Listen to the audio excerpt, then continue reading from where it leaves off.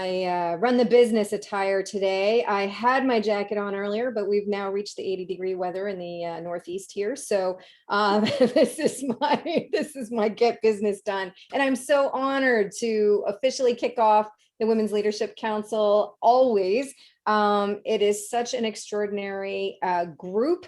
And always extraordinary content and leadership shown, and the content that's shared. And today I know will be absolutely no exception. And my goodness, is this a topic near and dear to my heart and all of us here in the C-suite. And then, of course, we have none other than Kathleen Caldwell, who leads and chairs this Council of the Women's Leadership. And if you were part of the member mixer last night, you got to hear little snippets of the history of how the whole women's leadership of C-Suite Network came to be. And it's such a wonderful, proud thing. And I have to tell you, that whole notion of how we create a movement, our women and our men, I see Larry is joining right now. Yeah. We contribute to this community where we make ourselves aware of how we're contributing. And each of us really, truly does extend that invitation and that understanding that women's leadership is tremendous.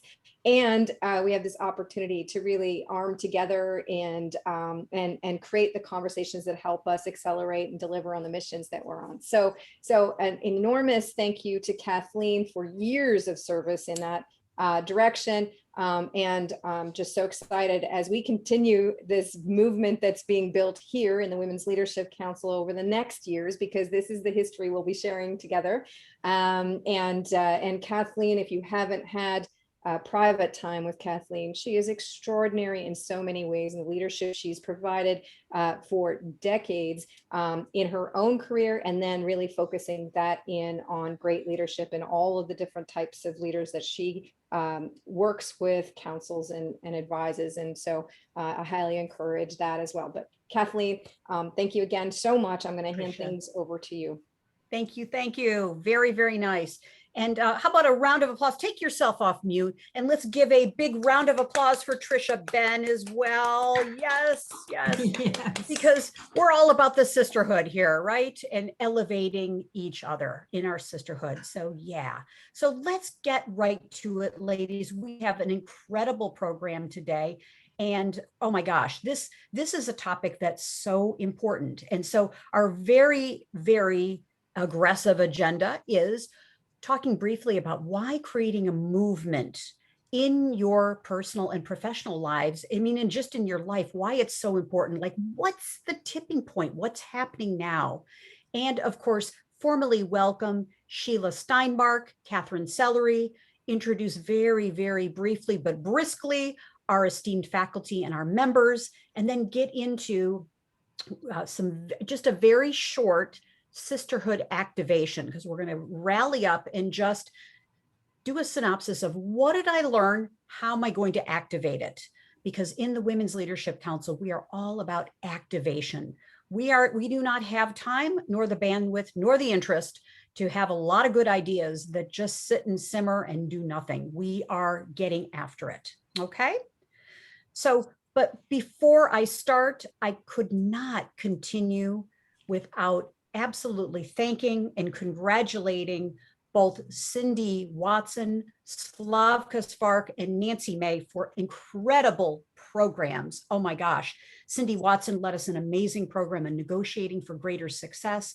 Slavka and Nancy May were talking about getting your seat at the table and becoming an independent board member and a highly compensated board member. So if you are at those programs, take yourself off mute and give those ladies a nice round of applause. Woo, it was good. Yes. And the replays are up. So the C-Suite Network sending out the links, and we will as well. Okay. So, you know, it is definitely post-COVID and during COVID where, you know, movement, community, getting in with your sisterhood, your vibe tribe, as it's called, is really, really up in the news. And so the timeliness of our program is so absolutely critical, because I personally believe the days of doing it by ourselves, doing it alone, working harder, not smarter, those days are behind us. So if you agree with doing it smarter, doing it with more fun, and doing it in a sisterhood and brotherhood, put in the chat sisterhood, brotherhood, yes, whatever you feel inspired to put into the chat. Would love to get your vibes in there. And doing just a basic Google search on how to start a movement, 717 billion results, lots of results. So it is really up in the news. And of course, you know the African proverb that if you want to go fast, go alone. If you want to go far, go all together. And I think going fast and going far is what's possible for us.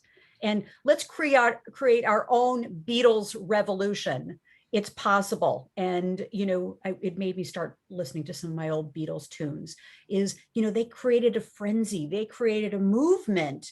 And, if they were just a bunch of independent artists sitting in their garage working on their own, it never would have happened, ladies. Okay. And then also one other thing that's not well known is George Harrison was quoted as saying, "Come on, guys, let's go out and write ourselves a pool." Meaning he was going to go out and create something from a new body of work, new IP, and have people enjoy the music that they're doing. So he really got monetization plus community equals movement. Okay, so if you like that idea of monetization plus movement, put it in the chat. Would love to see. Yep, far, fast, together. Thank you. So I would love to have one of you jump off of mute and assist your sister here. And Mitzi, I'd love to hear you jump in if you would, because you are creating a movement big time. Love to hear you. Would you read those 3 excellent definitions of creating of a movement? Thank you. An act of changing physical location or position, or of having this changed. 2, a group of people working together to advance their shared political, social, or artistic ideas. 3, a campaign undertaken by a group of people working together. Thank you very much. And in your vast experience, I'm supposed to. That those are. Would you think that those are 3 pretty accurate definitions? Wouldn't you agree? Yeah, it totally works for me. I don't think there's a chance that I could improve on it. Well, this is dictionary.com. So I didn't use the slang urban dictionary, just use a dictionary. So all of these, notice that none of these definitions really have in it women working harder, women adding more to their plate, women doing it by themselves, women suffering over it, and women trying to extract more hours out of their day, right? I don't know that anyone saw that in the definition. It's really about people working together. So that's what we're about today. And I'd like to introduce our fabulous speakers for today. We're going to keep it really casual. And I highly recommend get connected to our 2 faculty members, our 2 esteemed faculty in the C-Suite Network, Catherine Sellery, Sheila Steinmark. These women are creating movements. Catherine is the founder of the Conscious Parenting Revolution. And you saw their bios on our website. She's an extraordinary person, lived internationally, has a global following, and is really committed to mental wellness, mental health, along with conscious parenting. And Sheila Steinmark, let me introduce her as well. So Catherine will bring her on in just a second, but the National Summit for Mental Health and Mental Fitness. And what an extraordinary event that was. And Catherine, I know you're going to talk a little bit more about that. And of course, Sheila Steinmark, her fabulous company, MogXP.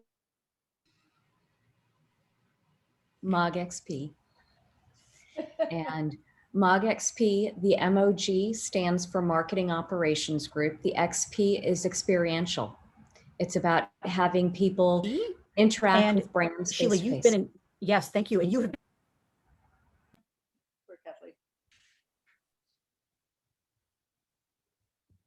Gotta love technology, right? When it's great, it is better than great. And when it's terrible, Fantastic. Thank you. it's the Yeah. worst. So bringing, I think it's Zoom traipsing through. Is everybody else hearing the same thing for Yeah. Kathleen's? Yeah. Yeah, Kathleen's stuck a little bit. very Although nice. Even Are when we still- her picture freezes, she still looks fabulous. So Yes, she does. She looks amazing. never catches her in a bad moment ever. Christina, Love you, I Kathleen. just texted Kathleen the same thing just a few minutes ago. Ladies, Kathleen- we just gotta love what's happening, right? We gotta love it. All Well, right. you do have your sisterhood, so everybody's been jumping in to just be there for you. Thank you. Of course. You know, we reboot, we restart, we update the latest, and we hope for the best, right? Do the best. Yes. Yeah. Great.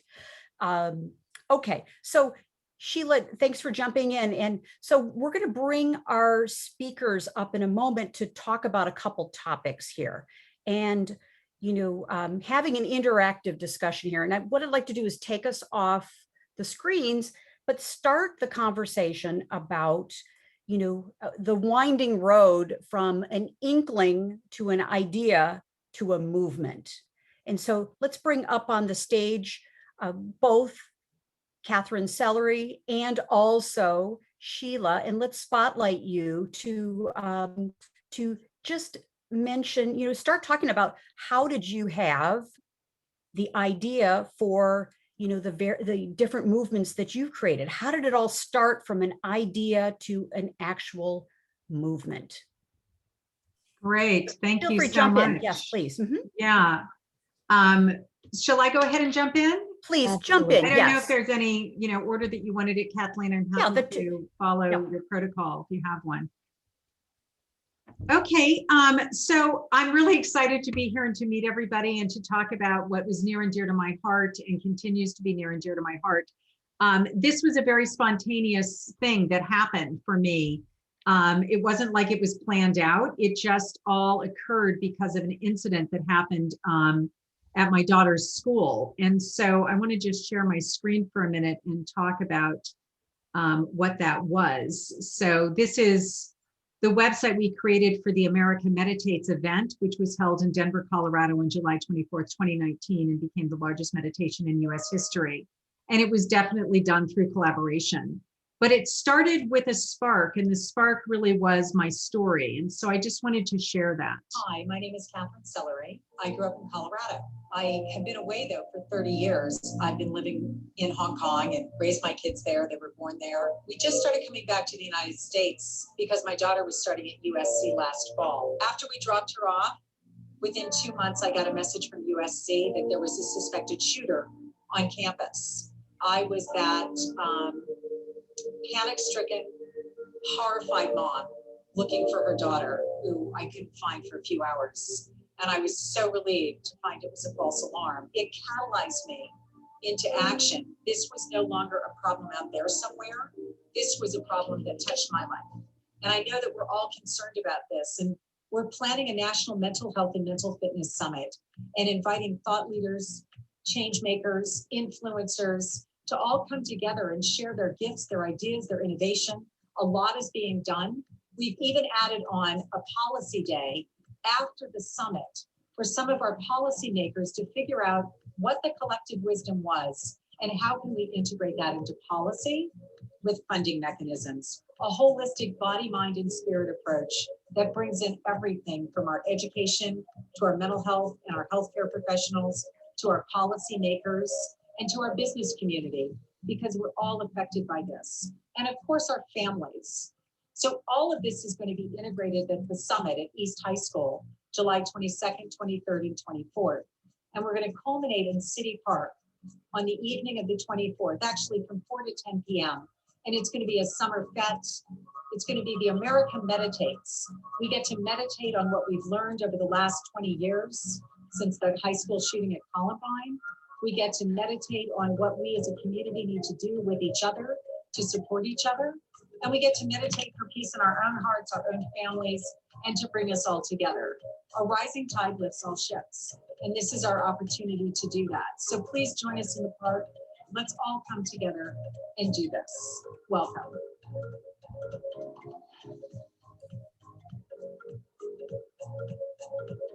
So that was really the catalyst that brought me to the decision that I wanted to take action.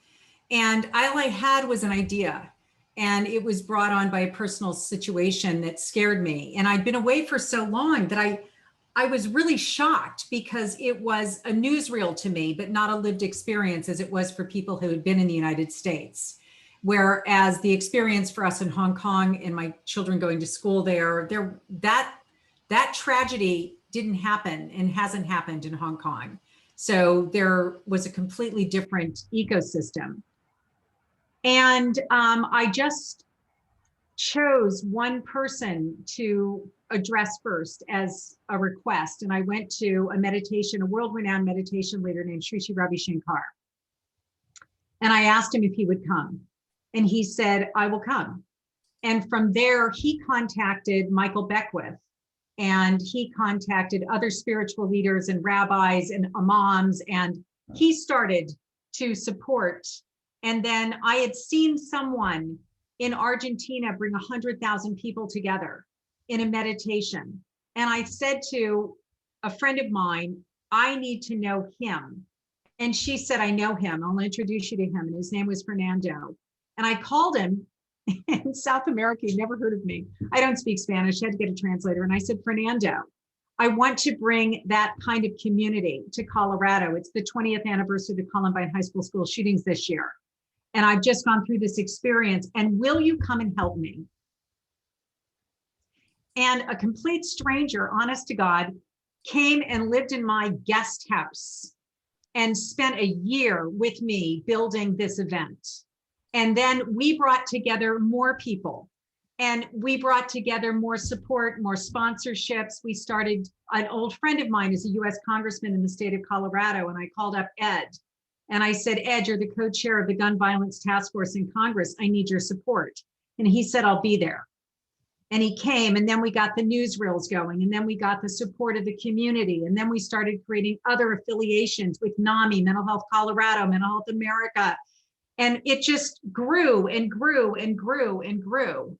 And it was through affiliation, sponsorship, support. It was that spirit of, it's something we all care about. And we're not here to compete with each other for federal funding, although all of these organizations compete with each other for federal funding and limited dollars. I'm coming as a mom. I'm coming where I have only one stake in the ground, and that is that this is a common concern for all of us. And we are all affected by this. And we need to, I used to relate it to that Apollo 13 mission where NASA called in the middle of the night, every engineer that had ever worked on that. And they said, we need to bring these people home alive. And everybody got on the phone and they worked through the night and they figured out how to do it. And it was that community effort where this is, our lives depend on this. And everybody came together. And it happened because it was time to happen. It happened because I wasn't going to not allow this to not happen. And that's what it took. It took determination, it took commitment, and it took really finding other people. I remember walking to a room at Mental Health Colorado, and I met with somebody who I'd never met before, and I shared my dream, and she said, yeah, we'll work with you. Nice. And then I went to a NAMI meeting, and I sat with NAMI, and I met one of the people who was on the board of directors, and she said, yeah, for sure, we'll support this. And we're talking about national organizations whose mission is to destigmatize the conversation around mental health, whose missions are to be a stand for a mentally healthier America. And then I found Total Brain, who became my first sponsor, and they put 10 grand in, which allowed us to start building the website. And then we started creating more and more people who were supporting us. And then there was more outreach, and it was like an organization began to happen within, and it happened organically. And it was the spirit that carried everything forward. And that's how this movement was birthed. Catherine, awesome, awesome, awesome, awesome. And we're so clear that, because I was on the ride with you years ago for this and how it's now morphed into the new work that you're doing. It's all aligned with that. Put in the chat how amazing, inspiring, positive, awe-inspired that you are and what Catherine just shared. Love to get some chats here. Yes, yeah. Thank you, Catherine. Love to bring in Sheila Steinmark now. Also, Sheila, share with us your experience, because you've been building global brands that have to have a movement. They've got to be having, engagement, involvement, fellowship. And talk to us about your point of view from idea to inkling to idea to movement. Catherine did everything right. Catherine went in. Well, if you look at, there's always that part of it that is emotional. And if there isn't passion behind it, there's no reason for a movement. And not everyone can articulate their passion now, that it gets so emotional that sometimes the story gets muddled. And you have a very clear, concise message going forward that made people stop and listen. It was something that hit home to them. You made it something that they could relate to. And then you found all the experts. So you went out and found your contingency of experts that could elevate this at a point where they were willing to step forward, that you helped them substantiate what they needed to. At the same time, you brought feeling and emotion to the math side of what they were doing. They have to do fundraising, they have to get sponsorships, all of those things. And because of your story and your ability to pull people in and captivate them, you were able to wrap it together in a really nice bow for them. Getting sponsorship. One of the important things to do is to have a message or a movement that is a balance to the sponsorship. Worst thing you want to do is, as a great big organization, find all these little tiny companies to sponsor you or little tiny brands. You want there to be balance. If you were moving it forward, you needed to find good enough size brands in order to partner with. Otherwise, you get lost in the shuffle. So there has to be balance in it. There's nothing worse than taking a large movement like, for instance, military communities struggle so much with everything from spousal abuse to how to manage when we have so many soldiers overseas and the mental health and all of that. Well, having small individual companies support them doesn't make enough difference. But when you get the defense contractors, you get places like Anheuser-Busch and the beer companies, but the CPGs and so on, when they all get behind it, we see major changes. If you look at an organization, one of the great organizations that I have worked with is Folds of Honor. Folds of Honor is a charity that provides scholarships to the children of fallen or disabled soldiers. And when they partner with someone, if it's off kilter, the messages get lost. The sponsors don't get what they need, and Folds of Honor doesn't get the message across, and they don't get the donations. But when they partner with someone or an organization like Anheuser-Busch, Rite Aid, Unilever, Johnson & Johnson, Nestle, they all come together. They put their dollars behind it. They also put their marketing voice behind it. And when that happens, it allows the movement to move so much further, so much faster. In 10 years, they have gone from offering a handful of scholarships to hundreds of thousands of scholarships. And they do 10, 15, even 20 during certain years of scholarships to the children of our fallen soldiers. And it was one man sitting on an airplane who couldn't get off the plane because they were removing a casket from underneath. And they saw the children standing on the tarmacs. How do we support him? How do we support and provide the legacy? And that became the message. Honor the soldier by providing for his legacy. And when you have movement, it's clear communications. It is finding your partners, finding those people who will bring clarity to it, who give you a voice, but also give you the expertise that they give you a certain amount of credibility. That it's not just a fly-by-night, we're going to do this quick and then we're going to fizzle off. That to have a true movement, there has to be a certain amount of consistency. We talked in one of the breakout groups that for a lot of movements, social media is a great way of doing it. But there's so much clutter on social media right now that if you don't have a consistent message and you don't post regularly and you don't go to the same places, then you literally lose any type of momentum. So there really is a framework, and each organization has a little bit different framework based on what their story is and who they need to connect with and what their end goal is. Is their end goal awareness? Is it to take action? Is it change as far as people's behaviors, or is it change in how the government handles things? All of those things will determine how and when and where your voice needs to be heard. Beautiful, beautiful. Yes. And Sheila, as a veteran, you certainly have a unique perspective on this that I don't have and that others have. So I think what you're also pointing to is bringing your own experience, your own perspectives, your point of view, your passion to the movement is what I'm hearing loud and clear. What the message really has to do is paint a picture. Mm-hmm. So if you don't have enough passion for it, that you can pull out all the stops.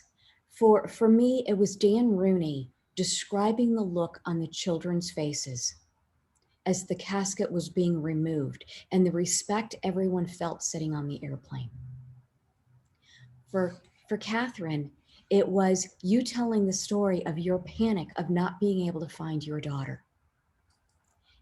And it not being acceptable that this happens to any parent, and most of all to any child.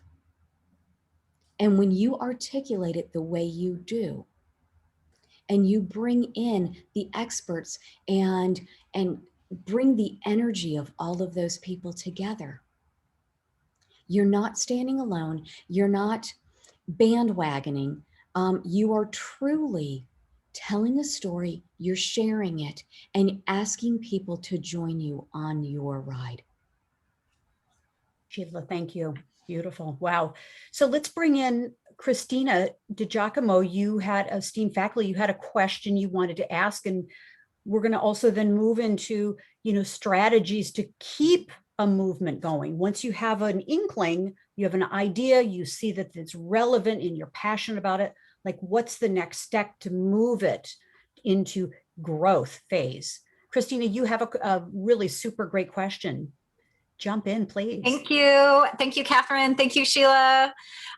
So it seems to me that this sort of first step or a step is to meet the moment.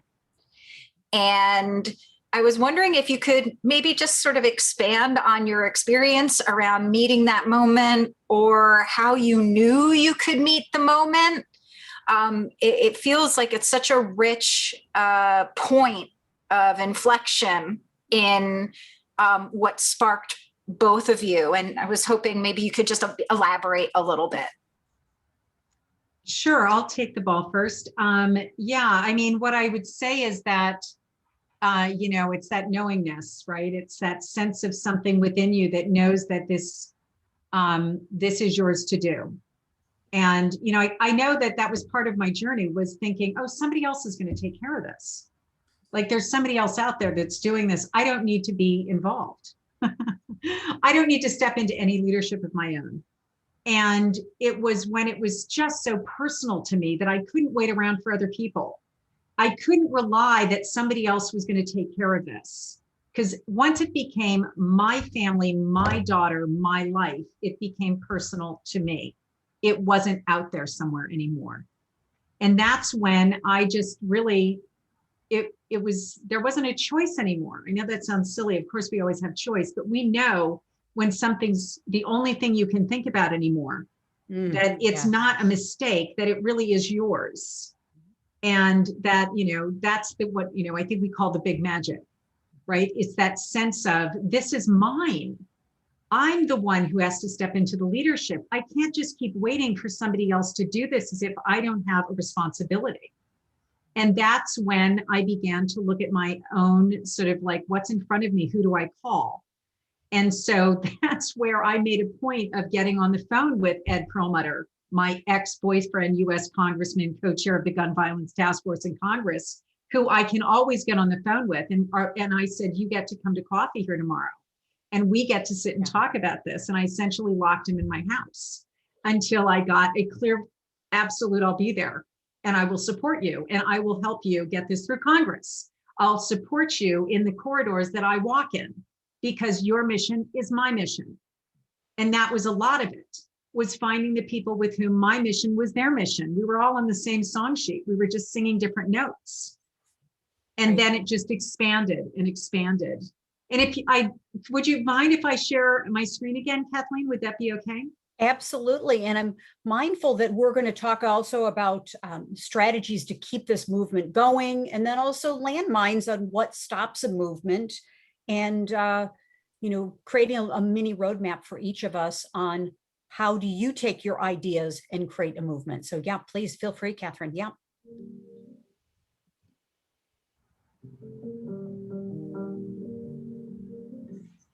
And in this country, last year, 151,000 individuals lost their lives to drug, alcohol, or suicide.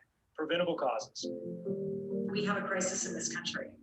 And although we have extraordinary initiatives that are being done, it doesn't seem to be landing. Part of the gun violence task force, we recognize that there's a lot of stress and tension and anxiety in America. So right now, we're working with a downstream model where when the unmet needs manifest in tragic expressions, we're just in triage. Certainly in the Denver area, we've suffered a couple big tragedies, big mass shootings. And what I want us as a nation to do, and starting with Colorado, is really implement something that's upstream. We don't wait till it's stage 4 cancer before we intervene. We get way upstream. Upstream looks like us creating models in our different landscapes that actually give people tools to manage their emotions, primarily their mind. Brain science is moving so quickly. We're learning so much. And my interest in being on the panel is to see how do we get public policy to catch up with the pace that brain science is moving. It's going to rise up from community when they have ideas and knowledge on what they think is best for them. You go grassroots. It takes more effort, but you do it. Go grassroots. You show state by state that child reform and mindfulness is transforming the lives of their veterans and their active duty. They will then be behind it. And the only way, I think, for us to get the difference that we need is for us to work together and to bring practical, easy solutions like breathing and meditation into a broad base. I'm so excited because I feel like we're creating a team between government, business, healthcare providers, educators, policymakers, all of us. I think we all have to do this together in all of our different landscapes. The one thing that I want you to leave here today on our panel is that there's hope. We have tools to teach them, we have strategies to give them, and we have a heart to connect with them. We're up against a lot right now, my friends. Mental health is an imperative. This is something that we must address. Let's start really using those tools and connecting to our students, connecting to our kids, and giving them hope, giving them optimism, and teaching them to be compassionate with themselves and compassionate with others. So yes, let's have this conversation and let's start acting. So Catherine, I know this goes on for a few more minutes. I'm just curious what you're all noticing. Let's open up the mics here and notice, what are you seeing for yourself around the things that Catherine did in creating this movement? Just feel free to unmute yourself. What are you noticing? So it's Christina. I just want to thank you, Catherine, for elaborating on my question. And for me, what's coming up as I'm looking at this video is the intersectionality of different aspects of our society that can be brought together to actually sort of enable and empower people to get involved. I really liked the notion of business, education, government, and all of those different sectors kind of coming together and being supportive and finding unity. And so that really resonated with me. Something clicked with me just now, Catherine, when you were speaking. So thank you so much. That's great. Yeah, I mean, that's exactly what this was about, was that recognizing there has to be the interconnectedness between these different aspects of society. Business can't be excluded. We have to include them. Government can't be excluded. We have to include them. And it was never about, this was not about Amendment 2. It wasn't even a topic. It had nothing to do with this strategy of, this is about, limiting gun rights or this or that. It was about, if you have that viewpoint that you're an Amendment 2 pro, con, you're welcome. Everybody's welcome. This conversation has to get bigger than any one person's strategy. Because if we limit ourselves, and that was one of the things my friend Ed, the congressman, said, he said, God, don't make it about Amendment 2. Whatever you do, make this about mental health and mental fitness. Make this conversation so broad that everybody wants to be there, that everybody identifies that I have a place at the table. I have a concern, I have a child, I have my own mental health that I struggle with, that these are all of the different aspects. There's nobody in the room that doesn't belong in the room. And so it was really connecting and then seeing how people could plug in. It was that profound sense of that rising tide lifts all ships, so that no one felt as though it was about their agenda. And that was where having the broader and broader and broader sense of being me, myself, neutral, and yet inviting. I had the pleasure of being the host. And so I could invite Marianne Williamson and Tim Ryan and Ed Perlmutter. I could invite Michael Beckwith and Sri Ravi Shankar and an imam and a rabbi, and they wanted to all be there because they all have a message, something to share. And then it becomes about the funding mechanisms. And that's where the policy lunch that we tagged on to the event became so important, because we actually created policy ideas. And then a group of those people that were all heads of Mental Health Colorado and NAMI and the Wellbeing Trust. And we all then went to Ed Perlmutter's office and we gave him a white paper that could be taken back to Congress. And then there were actually further steps. I went to USC and approached them to do this event at USC, which would have been this past summer, or sorry, this upcoming summer, while COVID hit. But USC said, yeah, we'll partner with you. And it's a good time for us to partner with you, because that school in and of itself, if you follow the USC drama, has gone through quite a bit. Right, yeah. So getting partners, Catherine, and taking the idea, the passion and transferring it, having other people get it so it does become viral, is what I'm also hearing you say. And it starts to grow its own infrastructure. It has an organizing power that's beyond me. And it's beyond all of us. But when, it's kind of that idea of the big magic, when you hold that in you and you know that you carry it, and it just happened to land in you, and that you kind of wake up and go, I get to do this. And it's not always easy. Right. Sheila, jump in and talk to us. Yeah, thank you. Tina, please jump in, and we're going to come on over to Sheila to talk as well. Yeah. And this is for both of you. Being a very practical person that I am, and I know everybody on this call, we're all working in our businesses, and how much time that takes and how much energy it takes. So in terms of the time and the energy that you were, I mean it as a privilege, because my goal is to become a philanthropist at some point, but I got to work right now. So just on that very practical thing in terms of, nonprofit and fundraising. And I think we all do have the passion. Otherwise we wouldn't be where we are at this moment. But Sheila, maybe start with you, and like, how do you kind of make it all happen so that you have the bandwidth to follow these passions? Well, first of all, with that kind of passion, we find time for things that are most important to us. And if it's something that is truly worthy of making it a movement, you can't not do it. It's part of who you are, and you have to move forward. The way you can make it doable is to ask others to join you on your journey. It's to have good, strong leadership. It's making sure that you've got people who all contribute in different ways and understand that everybody has different ways of giving. And building your board or your organization with people who have not only passion, but have skills and have drive to make those things happen. By pulling in other organizations who are so closely related that it keeps you on task, but doesn't water down your message, or doesn't have opposing views, or something that would alienate the people that you truly want to have as part of it. So I just want to add one thing, because I think it kind of adds to the conversation. Again, I can only speak for myself, but I know pretty much everybody on here. Our businesses are those movements. Mhm. I mean, doing what we do. I think, most people would agree. So it's a matter of taking this and putting it in a sort of a different package, or having the opportunity to expand it so that it's not just one person doing it, Agreed.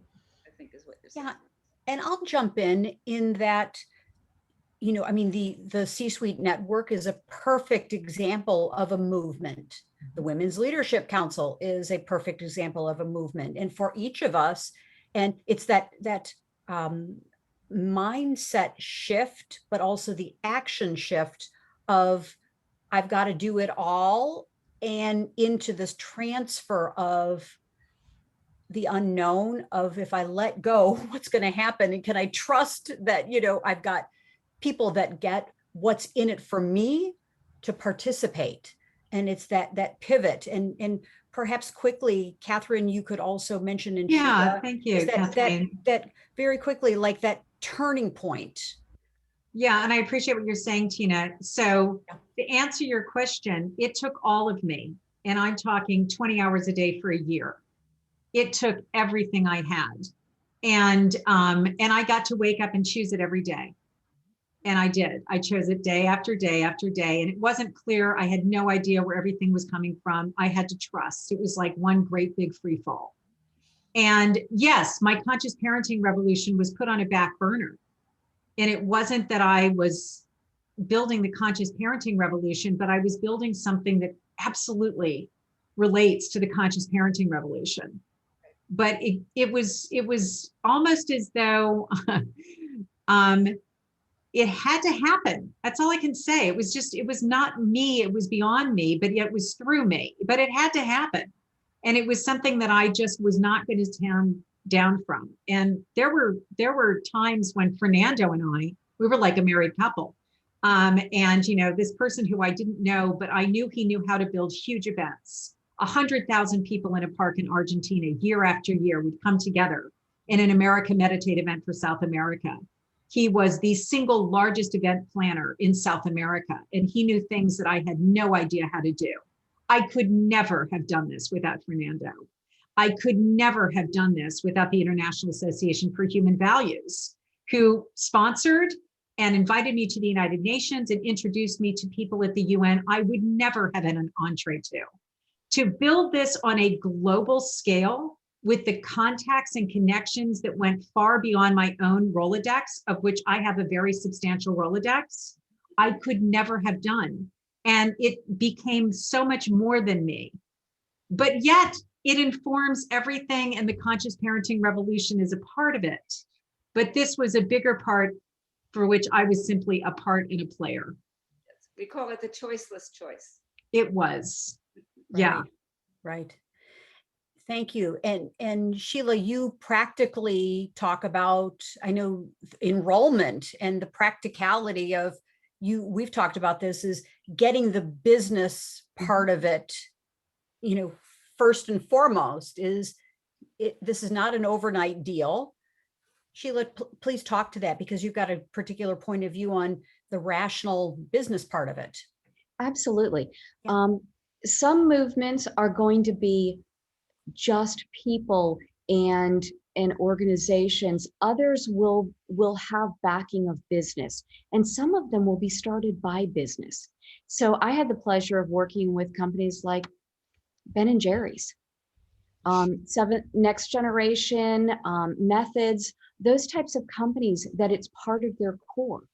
And so when you are creating a movement and you want to get those types of businesses behind you, you have to think about how many times they get pitched in a year for different causes. And you have to make your story compelling. And that, again, Kathleen, you did such a fabulous job in having such a concise message and such passion, but you kept it ultra focused on one thing. And you didn't let it get clouded by the political arena and the gun control and all of the other things that could have alienated others from coming in. It was about people having the right reason with the right heart. Businesses want to do it for the right reason. However, businesses also are required to give value to shareholders.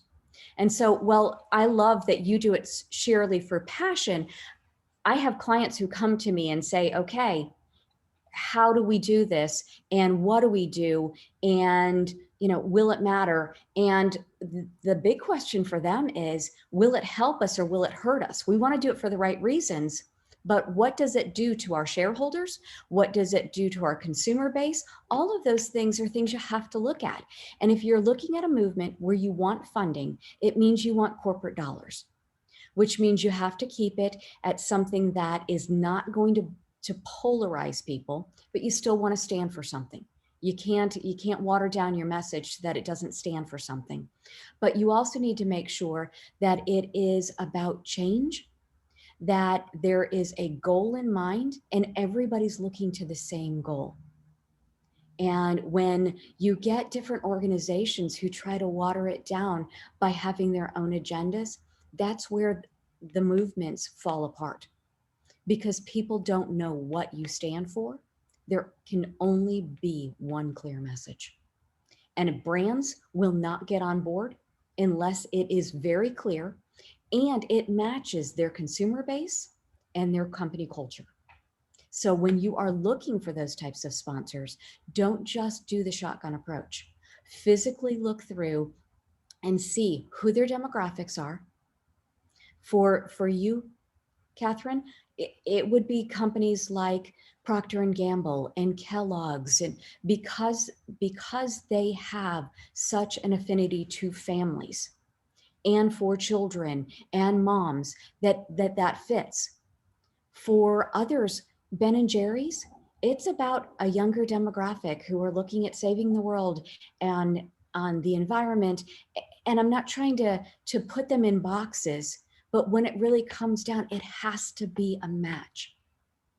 And so when you're looking at your movement, determine who your best allies are, and they might be organizations, nonprofits, or government entities. Sometimes it's corporate America, and sometimes it's just a ton of people. Nice.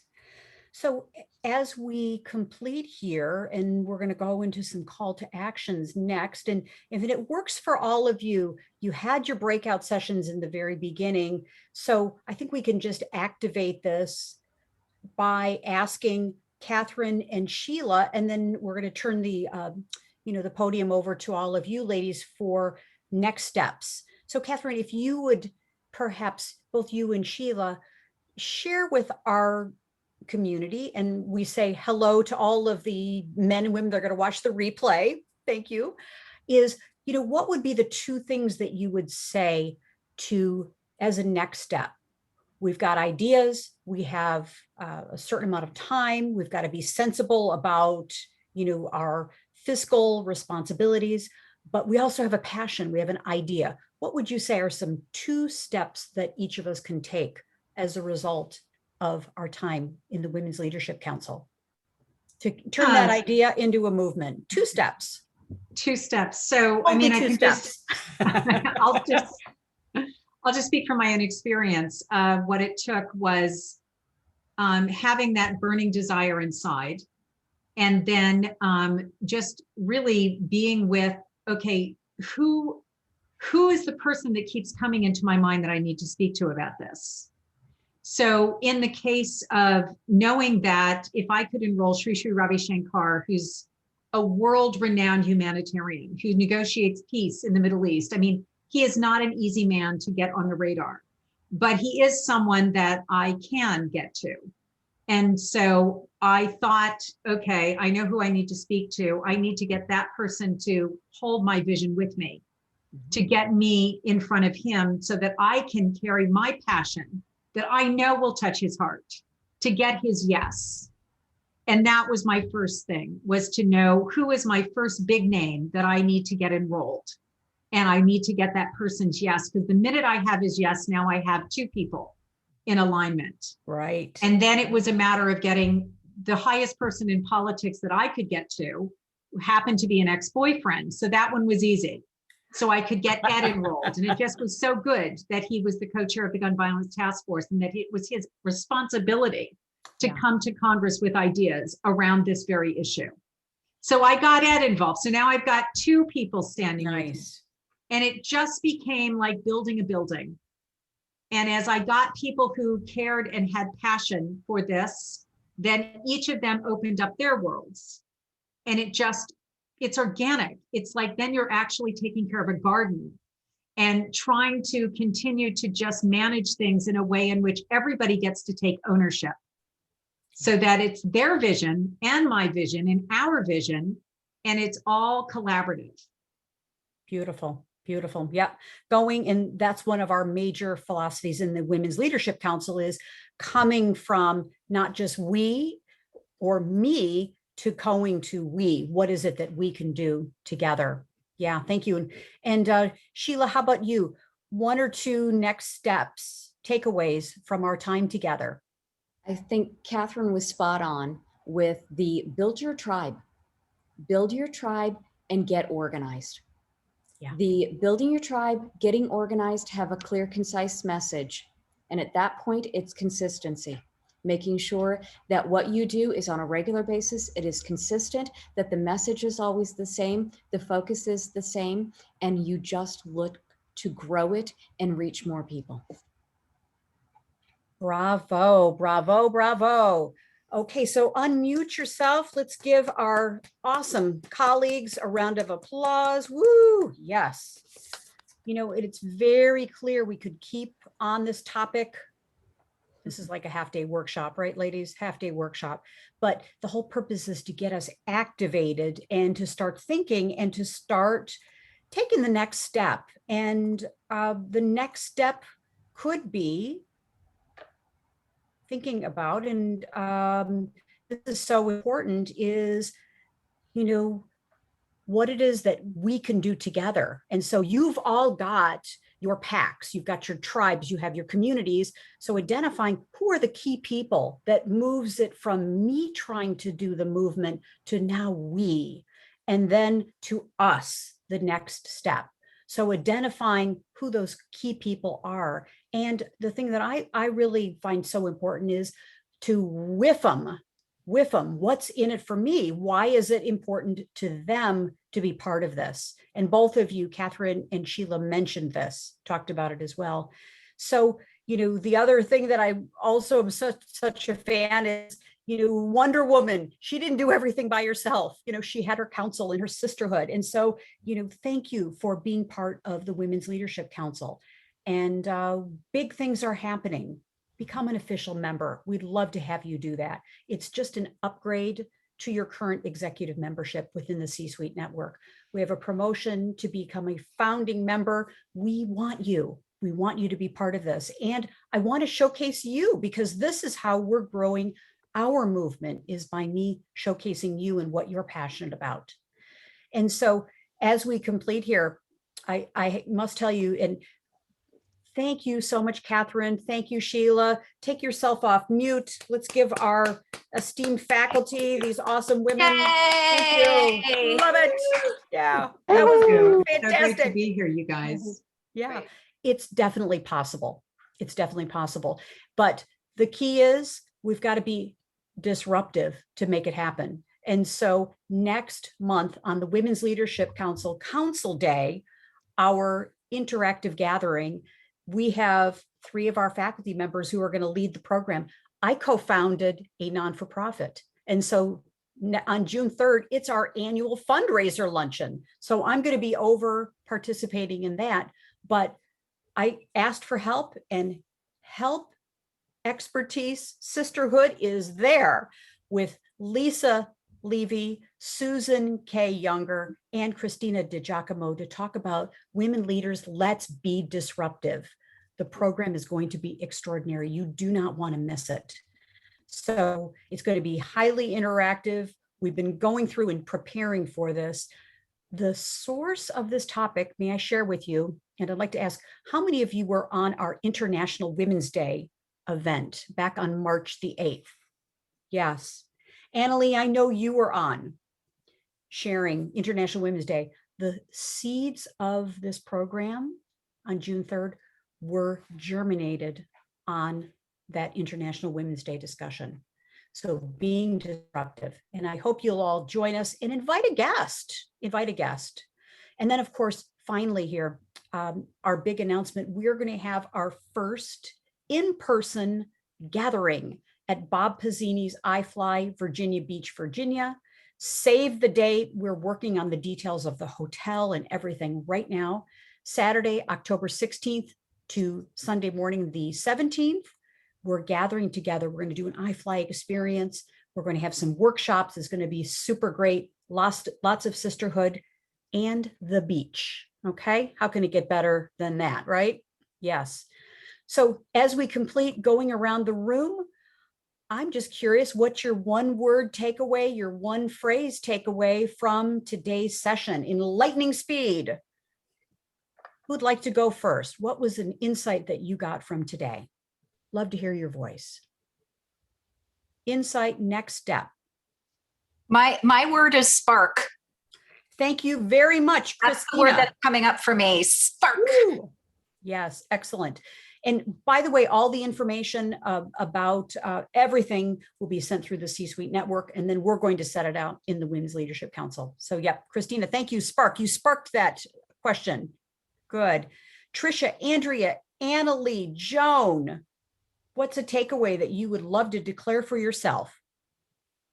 I can Totally jump in. inspired. Go ahead, Andrea. Totally inspired action. Thank you very much.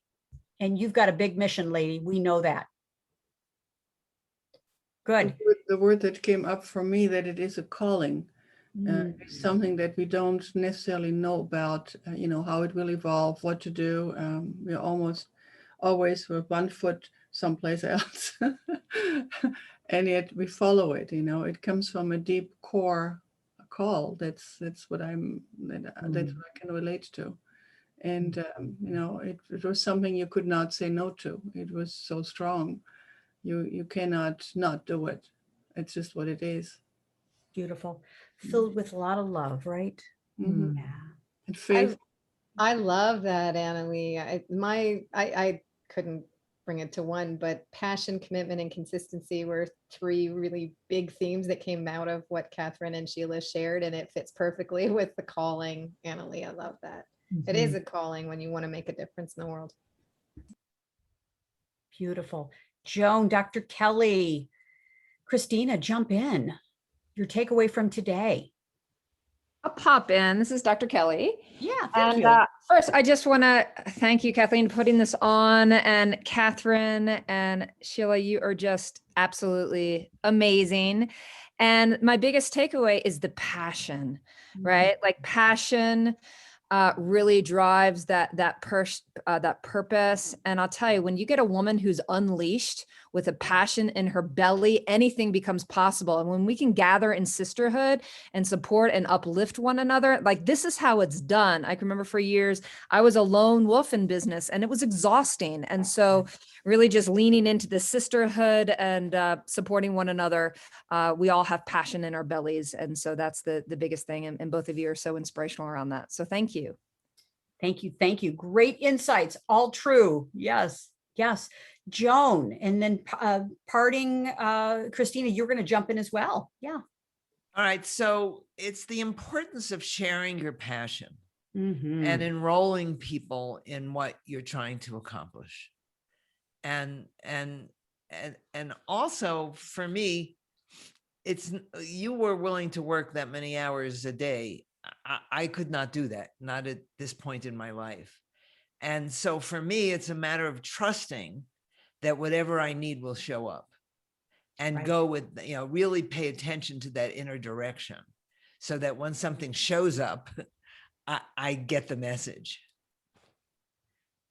Yes, thank you. And Joan, I think for all of us, it's do it our way, do it the way that works for us. Yes. Thank you. Christina, how about you? Your takeaway from today, and then we'll finish with Catherine's takeaway and Sheila's. Yeah. Well, I said spark.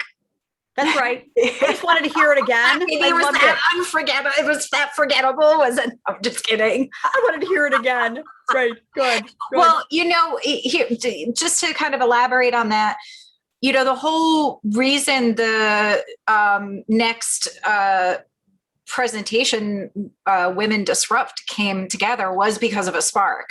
It was because of a spark that Lisa had around the absence of understanding or visibility of women disruptors.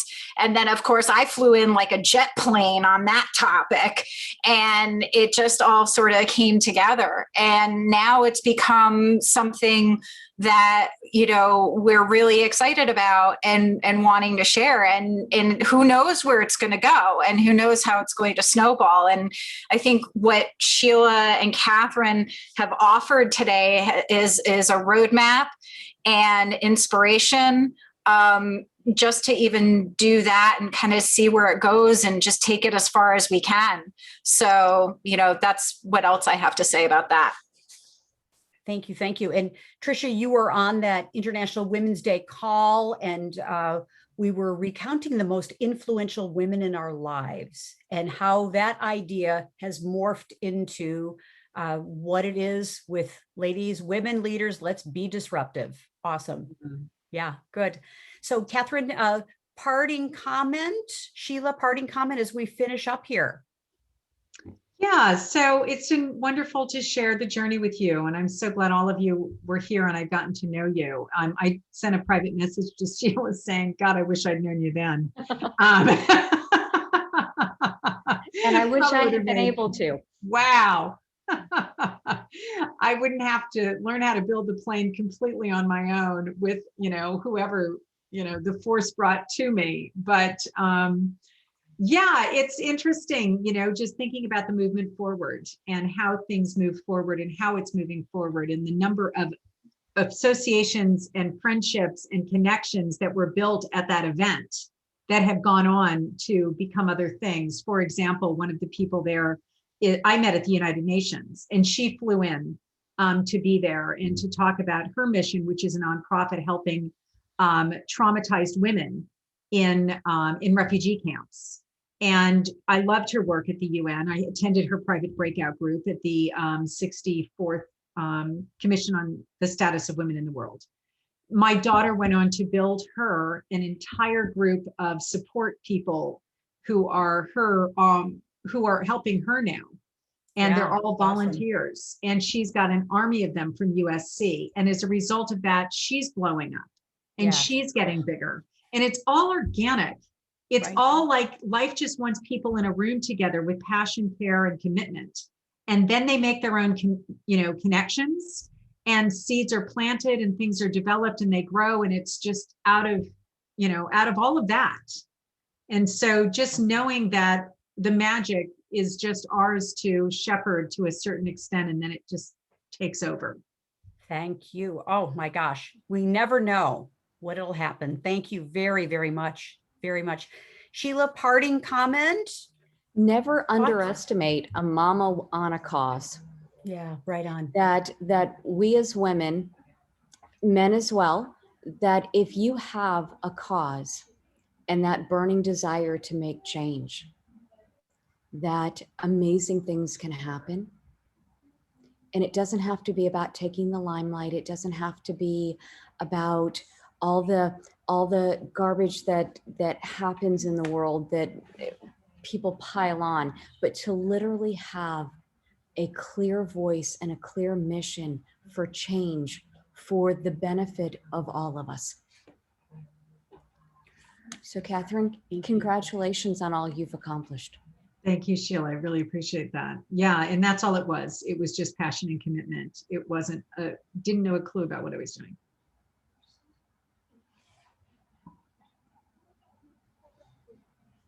Looks like Kathleen froze. Grow your for a minute. movement. Thank you. Ladies, it's been a pleasure. It really has. Thank you all. It's been such a joy. Thank you. And I'm going to assume that Kathleen's Zoom Frozen. will catch up in a minute. But I think we're really wrapping up our time together, aren't we? So, oh, there we go. Kathleen, you're back. Thank you. Grow your movement and have an awesome day. Bye, ladies. All right. Goodbye, Bye. everybody. Bye-bye. Love you all. Thank you. Bye-bye.